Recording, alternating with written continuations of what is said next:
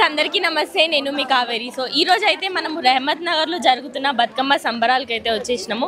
So ఇక్కడ CN Reddy sir అయితే ఉన్నారు. ఒకసారి అయితే సార్తో మాట్లాడి ఇక్కడ సంబరాలు అండ్ ఇక్కడ ఏర్పాట్లు అసలు ఎట్లున్నాయి ఒకసారి సార్తో అయితే మాట్లాడి తెలుసుకుందాం.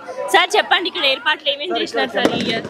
ఇక్కడ అంటే బతుకమ్మ అంటేనే తెలంగాణ యాస భాష సాంప్రదాయాలకు ఒక ప్రతీక బతుకమ్మ పండుగ అంటే 9 రోజులు ఆడుకునే పవిత్రమైన ఈ పండుగ కార్యక్రమంలో ఆడబిడ్డలకు ఎలాంటి అసౌకర్యాలు కలగకుండా మంచి ఏర్పాట్లు చేయడం జరిగింది. దాదాపుగా 5,000 మంది మహిళా సోదరమణులు ఇక్కడ ఈ బతుకమ్మ కార్యక్రమంలో పాల్పంచుకోవడం జరుగుతుంది.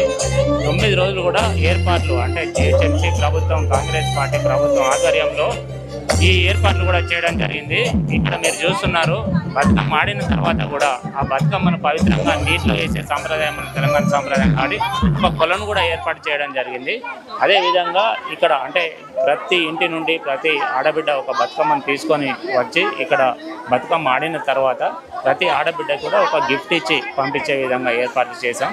కాబట్టి ఈ 9 రోజులు ఒక పండుగ వాతావరణంలో జూబ్లీ హిల్స్లో ప్రతి ఆడబిడ్డ ఆడుకునే విధంగా అవకాశాలు ఏర్పాటు చేశాం.